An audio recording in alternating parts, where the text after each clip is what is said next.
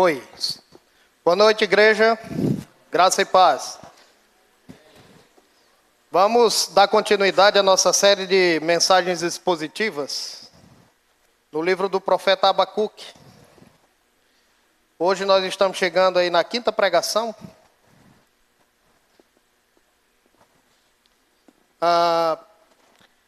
Essa é a arte, né, da nossa série. Abacuque, exposição em Abacuque. O justo viverá pela fé, aprendendo a confiar em Deus em tempos de perplexidade. O Senhor tem nos dado graça para desfrutarmos esse livro tão maravilhoso. Chegando agora aí à quinta mensagem, no capítulo 2. Nós vamos... O nosso texto hoje, da pregação número 5, cujo título é Deus fará justiça. Nosso texto é no capítulo 2, do versículo 6 até o versículo 20. Entretanto, queria convidar os irmãos para nós fazermos a leitura a partir do versículo 1. Perdão, a partir do versículo 2, melhor. Para colocar aqui dentro do contexto dessa sentença, tá bom, irmãos? Vou ler aqui na versão NVI e eu peço aos irmãos que acompanhem. Diz assim: Então o Senhor me respondeu: Escreva claramente a visão em tábuas, para que se leia facilmente, pois a visão aguarda um tempo designado. Ela fala do fim e não falhará. Ainda que demore, espere-a, porque ela certamente virá e não se atrasará. Escreva: o ímpio está envaidecido, seus desejos não são bons, mas o justo viverá pela sua fidelidade. De fato, a riqueza é ilusória, e o ímpio é arrogante e não descansa. Ele é voraz como a sepultura e como a morte, nunca se satisfaz. Apanha para si todas as nações e ajunta para si todos os povos. Todos estes povos um dia rirão dele com canções de zombaria e dirão: ai daquele que amontoa bens roubados e enriquece mediante extorsão. Até quando isso continuará assim?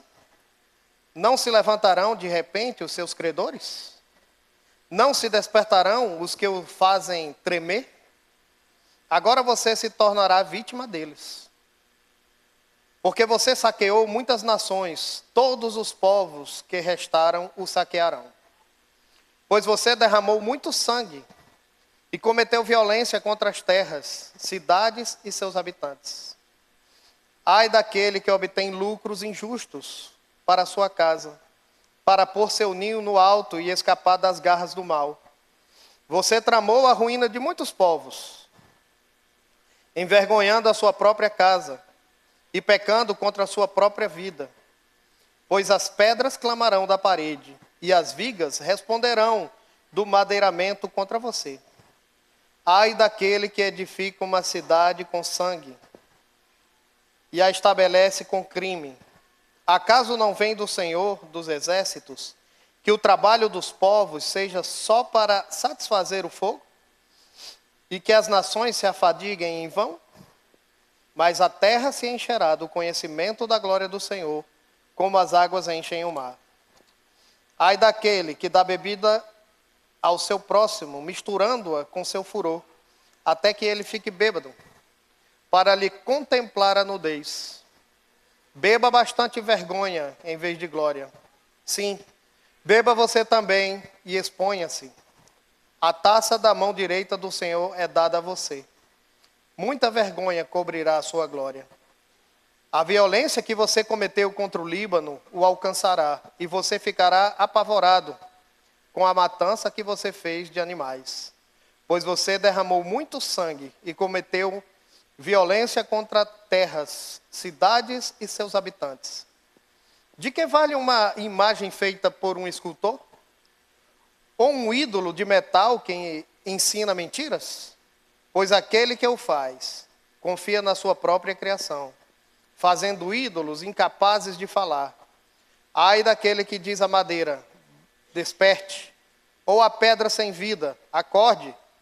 Poderá o ídolo dar orientação? Está coberto de ouro e de prata, mas não respira. O Senhor, porém, está em seu santo templo. Diante dele, fica em silêncio toda a terra. Mais uma palavra de oração, meus irmãos. Senhor, nosso Deus e Pai, diante da tua palavra, Senhor, nós nos voltamos a ti, nos curvamos a ti, reconhecemos o seu senhorio sobre todas as coisas. O Senhor que está sentado no mais alto trono, o Senhor que governa sobre todas as coisas e nada escapa ao seu controle. O Senhor que é o Deus criador, o Deus decretador, decretou todas as coisas segundo o seu propósito e nada escapa à sua vontade. Diante de ti, Senhor, e diante da tua palavra que nós estamos agora, Senhor, nós reconhecemos, Senhor, nossa limitação, nossa incapacidade. E pedimos a ti, Senhor, que o Senhor nos abençoe. Que o Senhor nos guarde. Use a palavra para falar conosco, Senhor. Ministra o nosso coração, Pai Santo. O Senhor falar é tudo para nós. O Senhor fez tudo pela sua palavra. O Senhor mesmo se encarnou como a palavra de Deus, o verbo de Deus. Por meio da tua palavra nós recebemos o teu evangelho. Por meio da tua palavra nós somos alimentados. As palavras que o Senhor diz para nós são espírito e vida, como diz a tua palavra. O Senhor é o nosso pão, Senhor. Nem só de pão físico viverá o homem, mas de toda a palavra que procede da tua boca. Por isso, essa noite, queremos, Senhor, comer desse pão do céu. Enche-nos contigo, Senhor. Alimenta-nos, direciona-nos, corrige-nos, confronta-nos. Ajuda-nos na nossa fraqueza. Nos dê entendimento de assuntos tão difíceis. Só o Senhor pode nos ajudar nesse momento. Por isso a ti recorremos e pedimos em nome do teu Filho Jesus. Amém. O título da mensagem, como eu já falei, é Deus fará justiça. Para nós entendermos aqui, vamos ver um pouco desse contexto novamente. Nós não vamos voltar como de outras vezes, desde um início remoto do contexto histórico, mas pelo menos do contexto imediato de onde estava Abacuque. Abacuque ali que se encontrava no reino de Judá, o reino do sul, após a divisão daquele reino. O último rei justo de Judá, que era o rei Josias, havia morrido recentemente numa batalha contra o faraó Neco II do Egito. Deixou seu filho reinando, seu filho Jeoacás, mas Neco o levou para o Egito e colocou seu irmão como um rei títere, né? Um rei fantoche em Israel. Em Judá. A situação de Judá era uma situação difícil. O povo se havia corrompido. Após a morte de Josias, isso piorou bastante. Então nós vimos ali uma situação de muita violência, de opressão contra os pobres, corrupção da justiça. Eu não estou falando do Brasil não, tá, irmãos? Falando de Judá, o reino antigo. Violência, opressão, corrupção da justiça, muito orgulho e soberba dos poderosos, ganância sem medida, insaciável. O homem não roubava e não cansava de roubar e de roubar os pobres, oprimindo viúvas e órfãos, gerando enriquecimento ilícito e muita idolatria. Parece que eu estou lendo o jornal de hoje, mas era a situação de Judá. Abacuque clama a Deus por justiça no primeiro capítulo e pergunta: Deus, o Senhor está vendo isso? Até quando isso vai acontecer? E Deus dá uma resposta para ele, do versículo 5 ao versículo 11. Só que a resposta que Deus dá para Abacuque não era bem a resposta que ele esperava. Deus disse que está vendo e que Deus vai punir e vai trazer justiça sobre Israel. Mas ele vai fazer isso através de um povo ímpio, de um povo maligno, que vai invadir a terra, vai invadir a capital Jerusalém e vai levar o seu povo cativo até a Babilônia. Coisa que se cumpre, nós sabemos disso. Evidentemente, né? Afinal de contas é palavra de Deus. Deus vai trazer o Império Babilônico, esse povo que ele faz uma descrição, e aí a gente tem uma impressão que o remédio é pior do que a doença. E essa é a impressão que Abacuque tem também. E aí, Abacuque novamente questiona a Deus em oração. E ele diz assim, como é possível? Eu estou orando que há injustiça na terra. Eu queria que o Senhor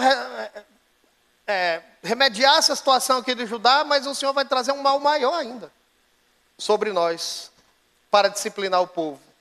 Nós não podemos esquecer, irmãos, que muitos profetas o Senhor levantou para Judá e para Israel. Muitos fizeram advertências sobre a idolatria do povo e o seu pecado. E que Deus traria punição sobre o seu pecado. E o povo não se arrependeu. Até que chegou o momento em que isso vai acontecer iminentemente, né? No entanto, ele termina ali a sua oração, a sua segunda oração, no início do capítulo 2, dizendo que ele vai aguardar a resposta do Senhor. E nós temos visto que, embora a gente não entenda o que Deus está fazendo às vezes, nós aguardamos por ele em fé, confiando no seu caráter, confiando em quem Deus é. Deus vai demonstrar a sua justiça, que sua justiça nunca falha. E aí nós vimos na última mensagem, cujo texto base foi do versículo 2 até o versículo 5 desse capítulo, que ele manda Abacuque registrar. O irmão Valdeir, ele usou até o exemplo de como que o primeiro outdoor da história, né? Que Deus mandou registrar de forma que quem passasse correndo pudesse ver. Ou registrar em tábuas para que isso ficasse registrado para sempre. E isso chegou até nós, o que Deus faria e o que Deus fez. E que embora não entendamos os desígnios dele, o justo ele vive por fé.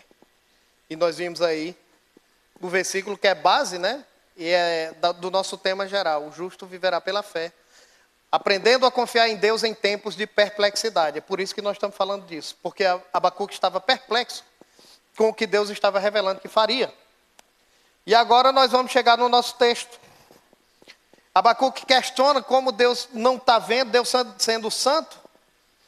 Ele não está vendo quem é esse povo babilônico. Como um Deus santo pode contemplar o mal? E Deus também vai dizer a Abacuque que ele vai trazer justiça contra a Babilônia. Por isso também é o tema da nossa pregação de hoje. Deus fará justiça. Mas antes, irmãos, para que a gente compreenda, eu peço um pouco de paciência dos irmãos. Para que a gente compreenda a palavra do profeta aqui, é necessário, às vezes eu não sei. Quando eu lia o Antigo Testamento das primeiras vezes, eu lia muita coisa e não entendia, porque eu estava fora do contexto histórico daquilo. Eu não entendia que época foi aquilo, por que ele estava dizendo, fazendo aquilo ali. E por isso a gente vai colocar aqui um pouco dentro do contexto histórico, tá certo? E eu queria falar um pouco a respeito de Daniel capítulo 2. O que vai acontecer? Pouco tempo depois disso aqui, do livro de Abacuque, Nabucodonosor vai invadir Jerusalém. Ele vai fazer um cerco. Nós lemos aqui em Jeremias, né, em Lamentações de Jeremias, algo de como foi esse cerco, que durou 18 meses os exércitos babilônicos ao redor de Jerusalém. Quando você faz um cerco, irmão, o campo não traz comida para dentro da cidade. Eles estão fechados ali dentro dos muros. Isso gerou muita fome.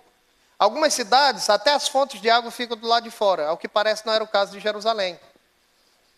Ela tinha poços dentro da mesma cidade. Então, a falta de água não foi um problema. Entretanto, a fome foi tão grande que as mães chegaram a devorar seus próprios filhos durante esses 18 meses de cerco. Foi algo terrível. Até que eles conseguiram entrar, massacraram o povo, destruíram o templo. E era costume de Nabucodonosor levar a corte dos países conquistados, os sábios, aqueles inteligentes, os de família nobre, cativos para serem servos na sua terra. E assim ele leva muita gente, quase todo o povo de Israel cativo, para a Babilônia. E leva também, nós vemos ali um jovem chamado Daniel, que ele foi levado, para quem lembra aqui do livro de Daniel, não fala, né? Mas se estima que ele tinha ali em torno de 12 a 15 anos, quando ele foi levado para a Babilônia. Era um jovem, muito jovem ainda. Mais ou menos uns 3 anos depois, o rei Nabucodonosor ele tem um sonho. Está registrado no capítulo 2 de Daniel. Hoje na EBD eu até pedi para os irmãos darem uma lida nele, porque tem a ver também com o que estamos estudando. O rei tem um sonho que deixa muito perturbado, mas ele esquece qual era o sonho. E ele chama os sábios de todas as nações que estavam lá para trabalhar para ele, para que revelasse para ele não só a interpretação do sonho, mas ele tinha esquecido o sonho que deixou ele perturbado. Não deixou ele dormir direito. Mas revelasse qual foi, lembrasse ele de qual foi o sonho. Todos os sábios disseram que isso era impossível aos homens. Não tinha como fazer isso. Então, ele mandou matar todos os sábios e queimar as casas deles. Então, Daniel, que estava ali junto com Sadraque, Mesaque e Abdenego, estudando nas ciências dos babilônicos e se preparando para ser desses sábios, ele pede para que o rei dê um prazo para ele, que ele vai orar ao Deus do céu. Ele ora, o Senhor revela a Daniel tanto o sonho de Nabucodonosor, quanto o seu significado. Os irmãos, vou lembrar aqui para os irmãos qual foi o sonho. Ele sonha com uma grande estátua, cuja cabeça era de ouro, o peito e os braços eram de prata, o ventre e o quadril era de bronze, e as pernas de ferro, os pés, metade ferro, metade barro. Quem gosta de estudar escatologia está bem familiarizado com essa visão, com esse sonho que ele teve. E Daniel, ele traz a revelação. E ele vai dizer, a cabeça de ouro és tu, ó rei. Nabucodonosor, símbolo do Império Babilônico, é a cabeça de ouro. Seria substituído, depois no capítulo 7, quem tem interesse, que é bom que tenhamos, tem a visão dos 4 animais, que complementa essa visão aqui. Porque essa é tanto o sonho de Nabucodonosor, quanto a visão dos 4 animais vai falar dos 4 grandes impérios da antiguidade. Por que eu estou falando isso, irmãos? Porque o Império Babilônico ele caiu.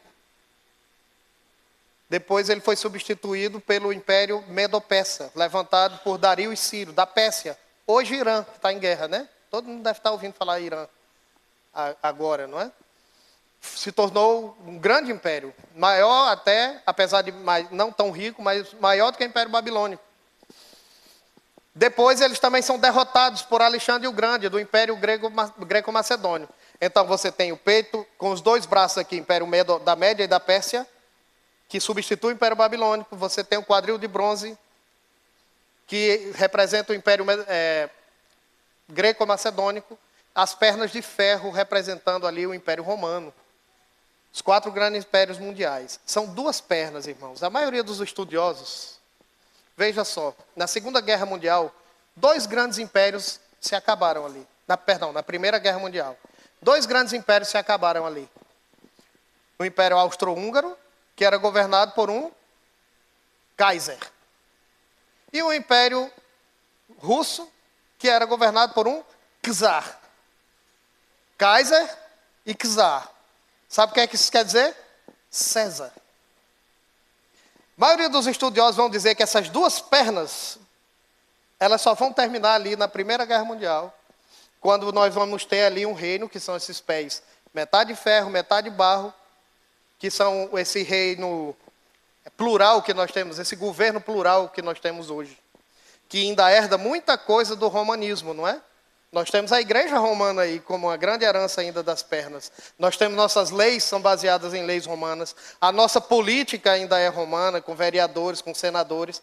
Isso aqui, irmãos, é o que aconteceu, o que Deus revelou, o que Deus fez. E ele vai dizer agora para Abacuque, no nosso texto, voltando para o nosso texto, que ele trará justiça contra o Império Babilônico também.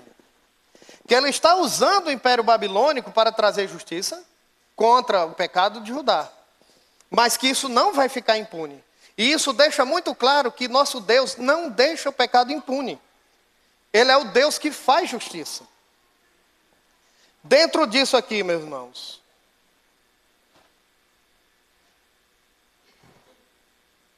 tem alguns versículos lá de Daniel 2 que eu queria compartilhar com os irmãos. O versículo 20 e 21 diz assim: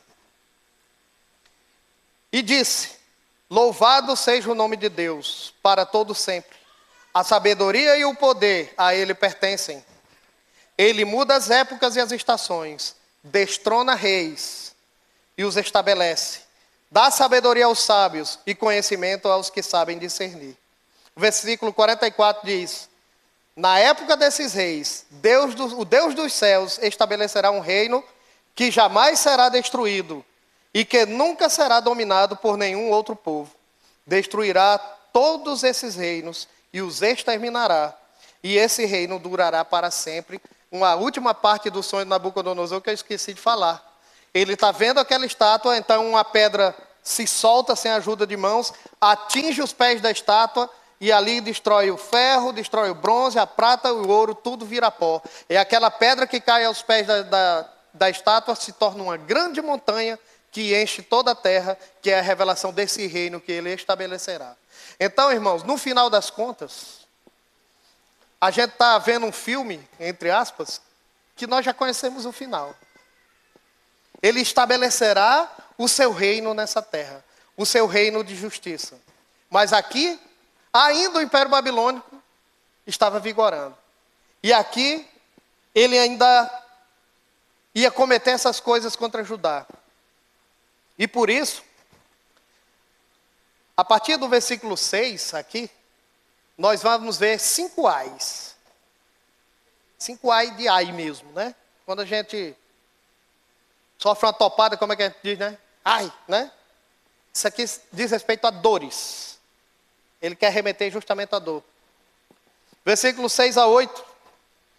Todos esses povos um dia rirão dele com canções de zombaria. Ora, nos versículos anteriores, ele dizia que Nabucodonosor, que o reino de Babilônia estava envaidecido. Estava confiante. Estava dominando todo mundo. Estava com tudo. Mas, ele diz que eles serão, no versículo 6, que eles rirão dele. Aqui fala, com canções de zombaria. No original também pode ser traduzido como um provérbio. Você se tornará um provérbio. Os irmãos já viram, há algumas derrotas na história da humanidade, derrotas militares, e também derrotas esportivas, né? Que se tornam verdadeiros provérbios. Por exemplo, a última batalha que Napoleão Bonaparte perdeu foi a batalha de Waterloo. Existe um ditado que diz assim, ele vai acabar encontrando o Waterloo dele, né? Ou seja, a sua grande derrota. Cedo ou tarde isso vai acontecer. Aquela derrota de Napoleão se tornou um provérbio. Outro exemplo, né? O pessoal diz assim, foi assim que Napoleão perdeu a guerra, né? Os irmãos já viram esse ditado? E porque ele vira um provérbio, porque ele foi derrotado. O que o Senhor está dizendo aqui é que Babilônia também se tornará um provérbio na boca dos seus adversários. Alguém já ouviu falar na vitória de Pirro? Também um rei grego. Pirro foi um rei que numa batalha, ele venceu a batalha. Mas foi tão custoso para ele a batalha, ele perdeu tanto soldado, perdeu tanto exército, teve tanto prejuízo, que a vitória para ele foi como se fosse uma derrota. Tem até um dito que se atribui a ele, que ele diz assim, mais 2 vitórias dessas e eu estou acabado. É a vitória de Pirro. Mesmo sendo uma vitória, vira um provérbio que chega até nós hoje. É uma coisa que fica na memória. Uma canção que é feita sobre aquilo ali. Alguém já ouviu falar aqui no Maracanaço? Quem gosta de futebol já ouviu falar do Maracanaço, especialmente sobre história de futebol. O Maracanaço foi a derrota do Brasil para o Uruguai na Copa de 50, dentro do Maracanã, por 2-1. Todo mundo esperava que o Brasil ia vencer de forma cachapante. E o Brasil perdeu. É conhecido até hoje, isso é um ditado. E os 7-1? Quem se lembra? 7-1 virou piada, não foi? É nesse sentido que ele diz. Isso vai acontecer com os babilônicos, eles vão virar uma piada, uma anedota, um provérbio na boca dos seus inimigos. Babilônia construiu um império saqueando, pilhando, roubando as nações as quais ele conquistava. E ele diz isso aqui, ai daquele que amontoa bens roubados e enriquece mediante extorsão. Até quando isso continuará assim? Não se levantarão de repente. Olha que coisa interessante. Ele faz uma pergunta, Deus faz a pergunta, até quando isso continuará assim? E ele mesmo responde, de repente eles se levantarão. Quando ele estiver mais confiado, é justamente quando vai vir a sua derrocada. Eles não se levantarão de repente. Não se levantarão de repente os seus credores, não se despertarão os que o fazem tremer. Agora você se tornará vítima deles. Agora a Babilônia se tornará vítima desses povos. É isso que ele está profetizando aqui. É isso que Deus está dizendo aqui. Seus credores se levantarão. E aqui você vai ver que existe uma reversão de expectativa. Sabe quando você pensa que está bem, que você está com tudo, né, que ninguém lhe segura, mas aí algo vai acontecer de repente que vai frustrar ali todas as suas expectativas. Daniel 2:44, né? Perdão, é Deuteronômio. A referência aí está errada, tá? Deuteronômio 2:44 diz assim: a mim me pertence a vingança e a retribuição a seu tempo, quando resvalar o teu pé, porque o dia da sua calamidade está próximo e o seu destino se apressa em chegar. Quem aqui já leu uma obra muitíssimo conhecida, chamada Pecadores na Mão de um Deus Irado, de Jonathan Edwards? Ele se baseia nesse texto aqui de Deuteronômio, especialmente nessa frase aqui. Quando resvalar o teu pé, quando seu pé escorregar, você está bem, você está confiante, mas tenha cuidado. Na hora que o seu pé escorregar, o Deus vingador vai agir contra você. É isso que ele está falando aqui para o Império Babilônico. Ele é o Deus, é a retribuição, é a justiça de Deus chegando para a Babilônia.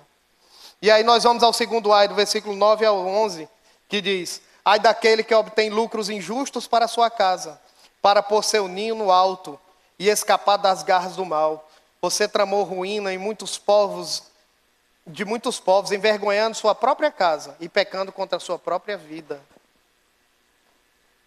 Pois as pedras clamarão da parede e as vigas responderão do madeiramento contra você. Aquela potência mundial, segundo ai, enriqueceu de forma injusta, e haverá justiça contra ela. Após conquistar as nações, Babilônia usava de meios indevidos para reconhecer. O Império Babilônico, o exército babilônico, ele saqueou o templo do Senhor.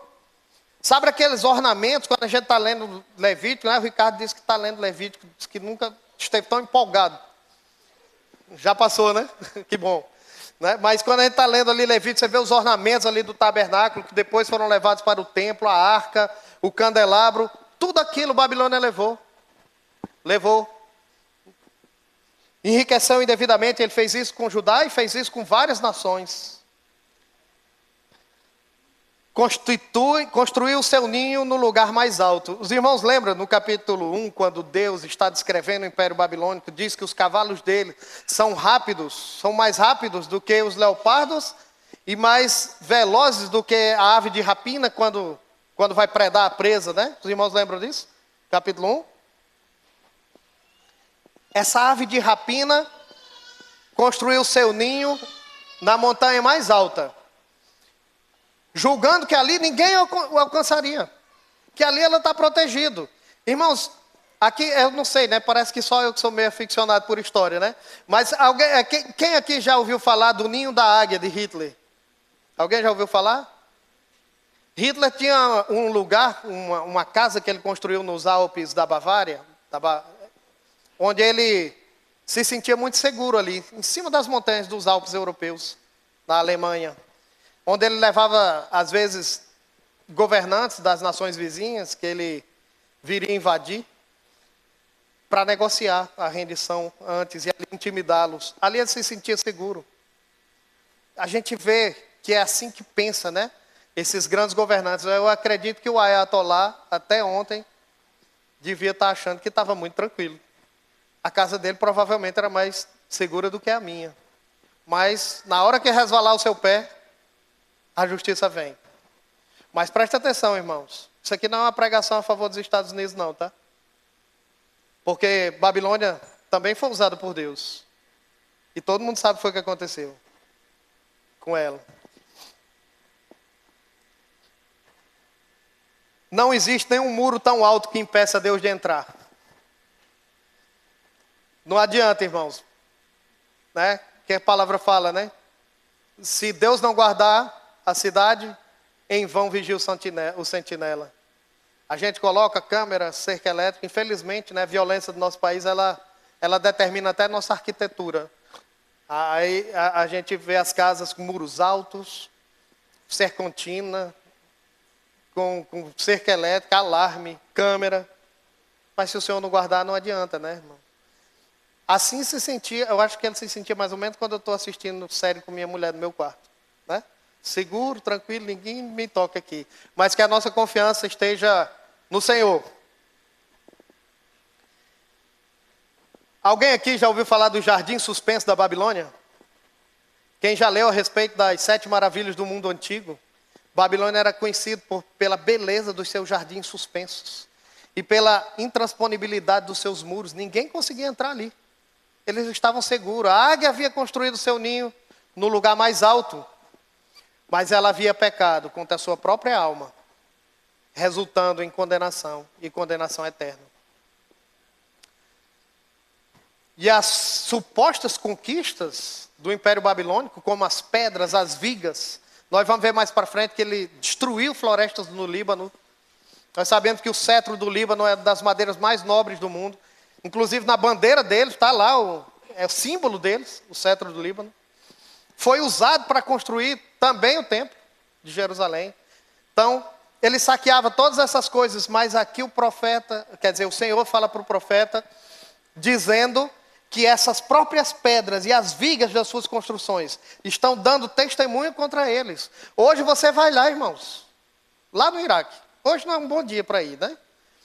Mas se você for lá, está lá as ruínas da Babilônia, estão dando testemunho de que aquele grande império ruiu, acabou. E aí nós vamos para o nosso terceiro ai.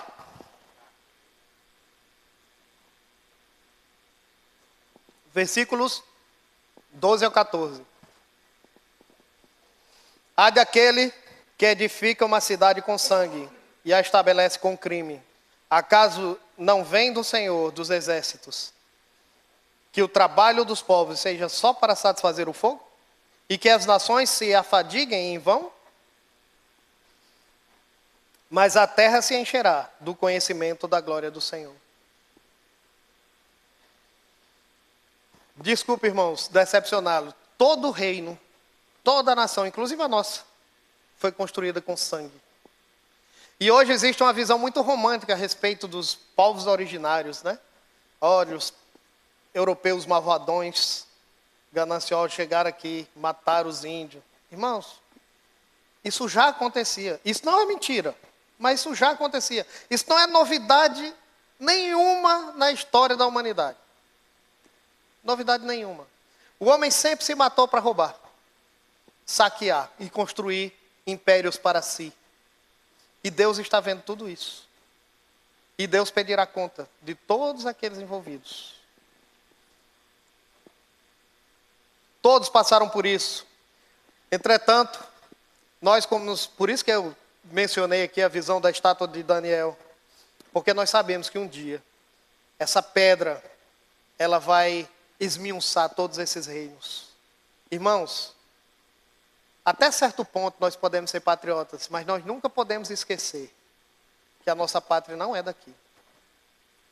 Que nós somos cidadãos dos céus. O nosso reino é de outro lugar. Nós vivemos por outras leis que não são as daqui. Apesar de que devemos, como embaixadores, como estrangeiros e peregrinos em terra hostil, obedecer às leis daqui também, desde que elas não vão contra as leis do reino do qual nós somos. Nós somos uma embaixada, uma representação do reino dos céus aqui.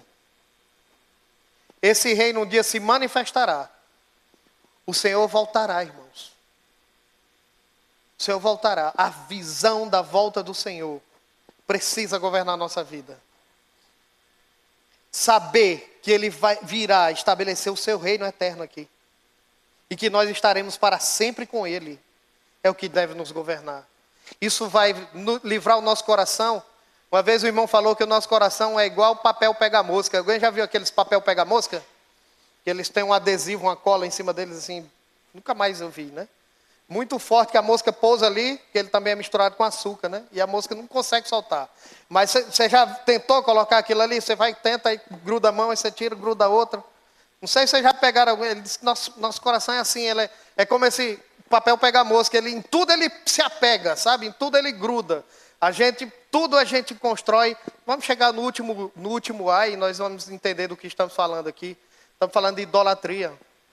Nos apegamos a tantas coisas. Quarto ai, versículo 15 ao 17. Ai daquele que dá bebida ao seu próximo, misturando-a com seu furor, até que fique bêbado, para lhe contemplar a nudez. Beba bastante vergonha, em vez de glórias. Sim, beba você também e exponha-se. A taça da mão direita do Senhor é dada a você. Muita vergonha cobrirá a sua glória. A violência que você cometeu contra o Líbano o alcançará e você ficará apavorado com a matança que você fez de animais, pois você derramou muito sangue, cometeu violência contra terras, cidades e seus habitantes. Aqui tem muita coisa. Tem muita coisa aqui nesse texto. Nós vemos, por exemplo, uma referência à diplomacia, que era feita, uma diplomacia perversa. Babilônia tinha uma diplomacia sedutora e intimidatória. Alguém aqui se lembra, quem assistiu do filme 300? Lembra que quando Xerxes, que foi justamente o império que derrotou o Império Babilônico, ali claro que é uma ficção, certo, irmãos? Mas representa bem mais ou menos o que acontecia nesse tempo. Alguém lembra quando Xerxes manda os emissários chegando lá como se chama a cidade lá do filme? Atenas e Esparta. Obrigado. Chegando lá em Esparta, que ele vem com vários crânios de reis pendurados no cavalo, com as coroas dos reis naqueles crânios lá. Lembra? Quem assistiu deve lembrar, né? É um emissário que vai propor uma rendição, mas ele já vai intimidando. E era muito comum que se convidasse os reis. Como aconteceu, por exemplo, com Efieltes, no mesmo filme, né? Lembra? Que ele leva aquele corcunda, e ali ele serve bebida e prostitutas na festa. Era muito comum que você levasse esses reis, que Babilônia, isso era um costume dele, está registrado, né, no registro, nas crônicas babilônicas.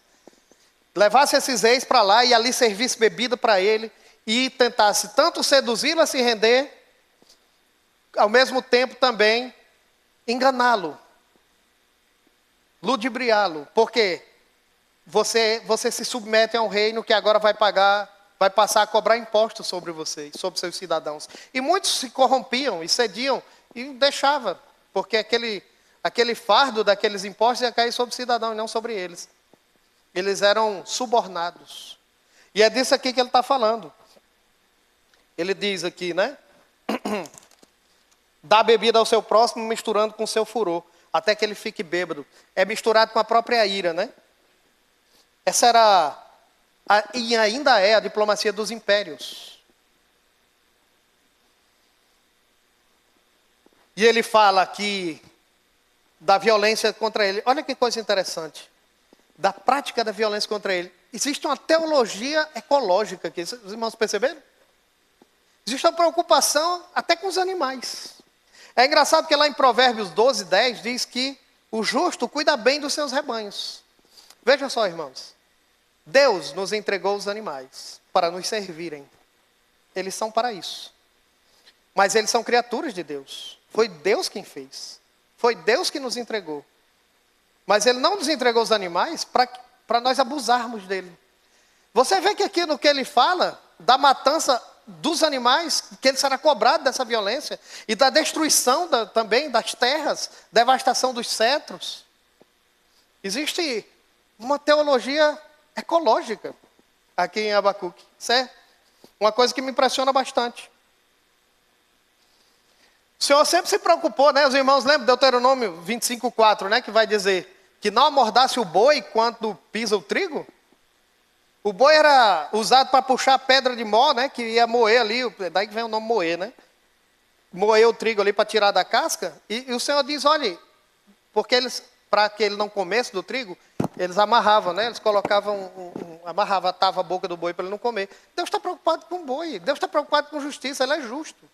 E Ele diz, olha, se Ele está te ajudando a se alimentar, não deixa Ele comer também.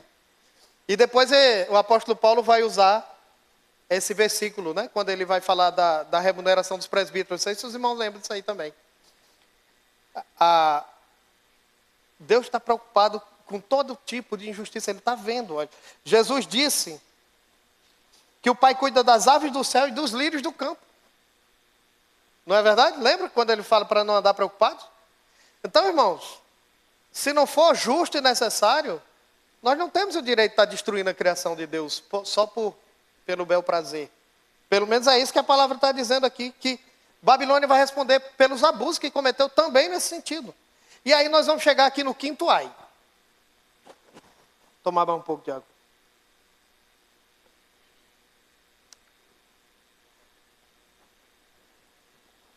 Babilônia, a terra da idolatria, 18-20. De que vale uma imagem feita por um escultor ou um ídolo de metal que ensina mentiras? E acho interessante que ele fale isso aqui. Ao mesmo tempo que ele diz que o ídolo não fala, ele diz que o ídolo ensina. Isso não é interessante? Isso é muito interessante. Irmãos, quando a gente vê a história de Israel no Antigo Testamento, a gente estuda a história de Israel no Antigo Testamento, nós vemos que Israel sempre incorreu no mesmo pecado sucessivamente. Que era o pecado de quê? Os irmãos, quem se arrisca aí? De que tanto Deus repreendia Israel tantas vezes e levantava profetas? Qual era o problema deles? Idolatria, né? Sabe o que é uma coisa interessante? Israel é levado para a Babilônia. Passa 70 anos subjugados no Império Babilônico. Depois que eles voltam e reedificam a cidade, sabe uma coisa que Israel cometeu toda sorte de pecado, ainda. Inclusive, matar o nosso Senhor. Mas teve um pecado que a gente não vê mais Israel cometendo. Sabe qual é? Idolatria. Um irmão, numa certa pregação, até compartilhei isso aí no nosso GC. Ele disse que Deus fez com Israel como aquele menino que o pai diz assim, olha, não coma sorvete agora. E aí o menino, você vai lá e o menino comeu sorvete. E o menino sempre fica desobedecendo o pai, né? Come sorvete quando não é para comer, come mais do que o devido, atrapalha as refeições, aí aquele menino teimoso, aí o pai, né, os pais de antigamente faziam isso, né? Compra um balde de sorvete, senta o menino de frente para o balde de sorvete, agora você vai comer esse sorvete todinho. Né? Os irmãos já viram esses exemplos aí? Ou você, a partir de agora, hoje você só vai comer sorvete. Sorvete no café da manhã, sorvete na merenda, no almoço. E aí o que é que acontece com o menino depois, no final do dia? Ele não aguenta mais ver sorvete, não é? Pois é, mais ou menos isso que Deus fez com Israel. Deus levou o povo dele, o povo de Judá, melhor dizendo, para a terra mais idólatra que tinha. Ídolo por tudo quanto era lado. Para onde ele se virava, tinha um ídolo, tinha uma estátua, tinha um Deus falso.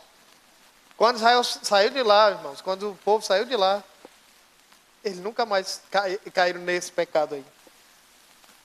E o que é um ídolo? O que é um ídolo?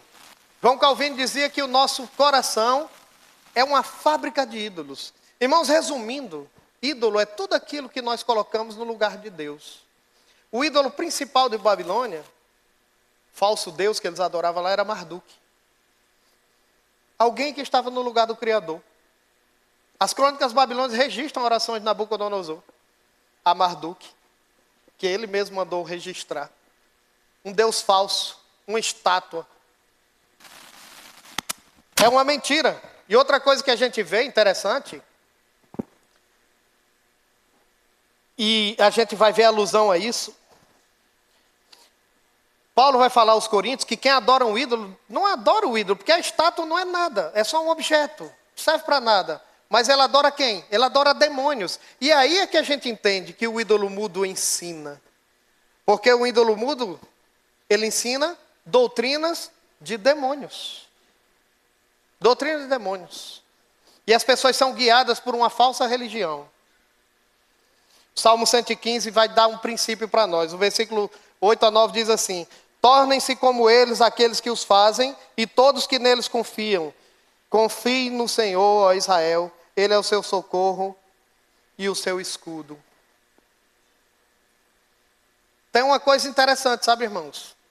Com respeito a nós, quando nós somos idólatras. O Salmo 115 vai dizer que o ídolo é uma estátua que tem olho, mas não vê, tem boca, mas não fala, tem pés, mas não anda. E que se tornam semelhantes àqueles que os fazem e que confiam nele. Nós somos assim. Quando nós temos um ídolo, isso a gente vê facilmente na juventude, né? Hoje nós temos os influencers, né? Você pega um jovem que começa a idolatrar uma pessoa, aí o que é que acontece? Ela começa a falar como aquela pessoa, começa a se vestir como aquela pessoa, não é assim? Se comportar como aquela pessoa, usa os produtos que aquela pessoa vende. Está imitando, ela se torna igual o ídolo dela. E daqui a pouco, você não vê mais expressão do Senhor nele, no jovem. Você vai ver somente a expressão do seu ídolo ali. E ele conclui: ai daquele que diz à madeira, desperte. Ou a pedra sem vida, acorde. Poderá o ídolo dar orientação? Está coberto de ouro e prata, mas não respira. O Senhor, porém, está em seu santo templo. Diante dele, fique em silêncio toda a terra. E aqui nós vamos às nossas aplicações. A primeira delas, né? A maioria delas vão ser em perguntas retóricas, como é de costume. E eu pergunto, irmãos, só para esclarecer, quando eu digo você, é você e eu, tá? Você tem sede de justiça? Ou você acha que está tudo bem? Como é que está a sua sensibilidade diante da justiça desse mundo? Você vê as coisas ao redor e acha que é assim mesmo? Mateus 5, no início do Sermão do Monte, o Senhor vai dizer, né? Bem-aventurado que tem fome e sede de justiça, porque eles serão fartos. Irmãos, eu não sei quanto a vocês. Não sei até que ponto também quanto a mim. Mas às vezes eu não suporto esse mundo. Às vezes eu fico dizendo, Senhor, venha logo. Fome e sede de justiça, Senhor, venha fazer justiça. Às vezes se torna insuportável ver tanta maldade, tanta roubalheira, tanta injustiça. As coisas acontecendo ao nosso redor. Será que a gente está ficando insensível? Ou isso tem despertado em nós um coração de oração? Você tem consciência de que toda injustiça será punida? Será punida por Deus? Irmãos, muito se tem falado em um Deus que está mais para um Papai Noel universal. Um Deus que está no céu para lhe abençoar. Só para te abençoar. Ele está a seu serviço. E se você cumprir ali 3, 4, 5 regrinhas, for fiel nos seus dízimos, nas suas ofertas especialmente, Ele tem a obrigação de te abençoar. E você inclusive pode decretar e determinar o que é que Ele tem que fazer, o que é que Ele não tem. Como se Ele fosse uma marionete na sua mão. Deus é vingador, irmãos. Se alguém não está em Cristo, se alguém ainda não tem certeza de que está no Senhor, lembre-se da palavra do Senhor em Deuteronômio, ao resvalar do teu pé. Irmãos, nós não sabemos nem se a gente volta para casa hoje.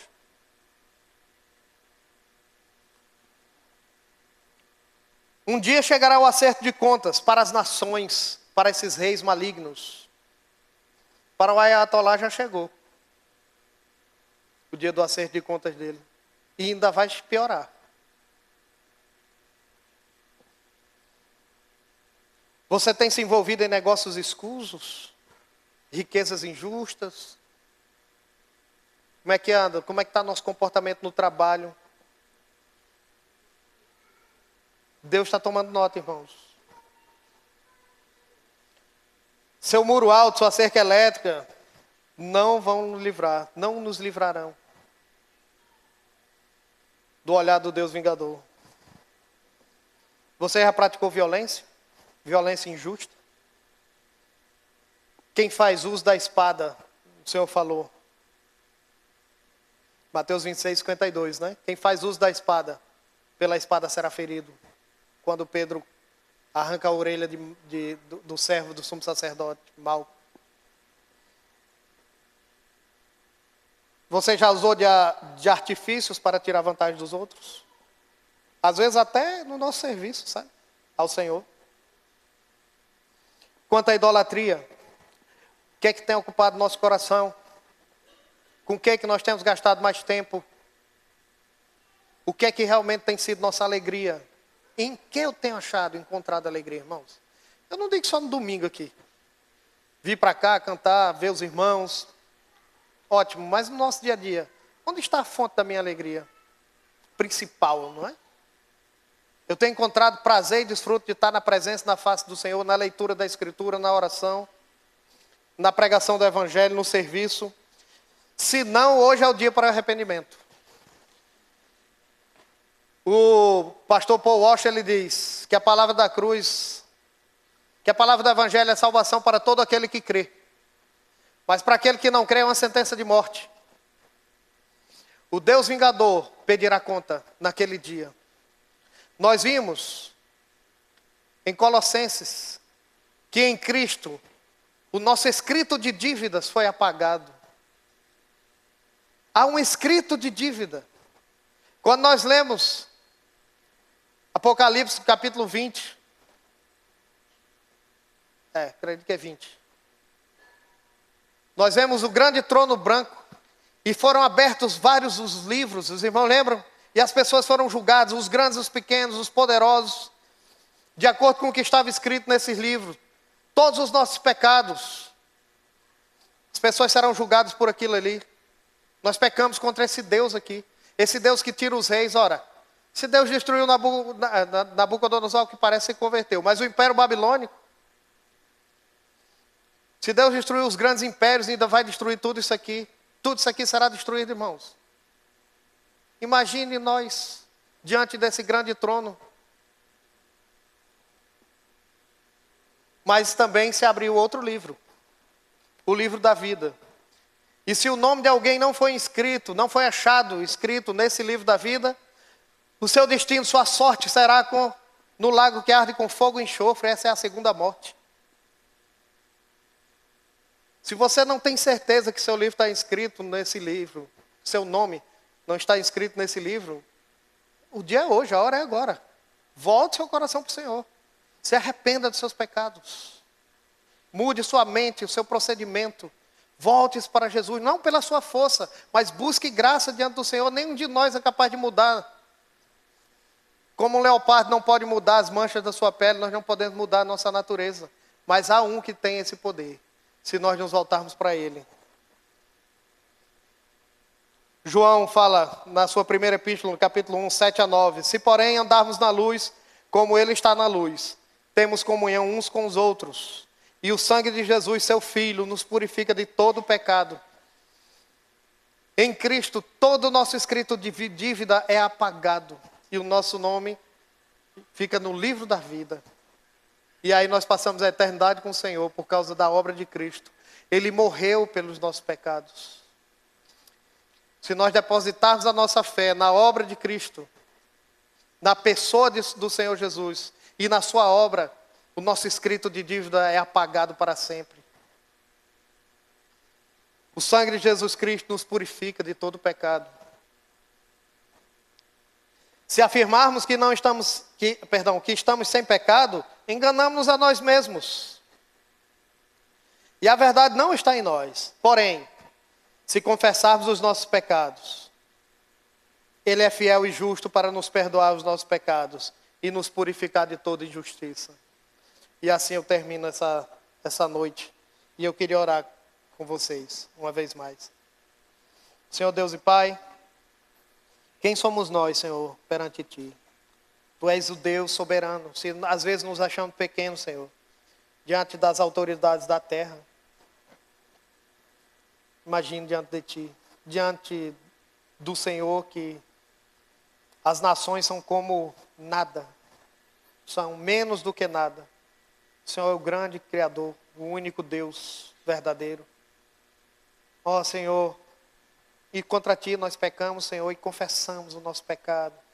Essa noite nós queremos dizer a Ti, Senhor, agradecer pelo Senhor ter enviado o Seu Filho para viver nessa terra, para morrer em nosso lugar, como um sacrifício perfeito pelo nosso pecado. Nós cremos nisso, Senhor, nós confessamos isso, Senhor.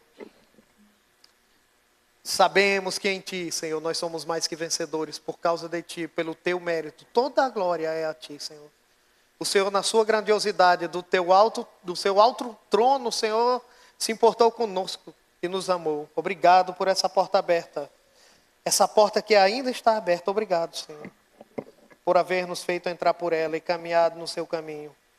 Louvamos o Teu nome, que a Sua palavra fixe em nosso coração, se firme. Nos lembremos da Tua palavra, Senhor, essa semana. Nos leva a Te buscar, Senhor, em oração. Buscar os Seus pés, Senhor, buscar a Sua Escritura, falar com o Senhor e Te ouvir. Ó, Senhor, guarda-nos em santidade, livra-nos de toda idolatria, nos ajuda a ter uma vida que agrade a Ti, que seja de acordo com a altura do Teu Evangelho, pelo poder do Seu Espírito Santo. Em nome do Seu Filho Jesus, nós Te pedimos essa noite. Amém.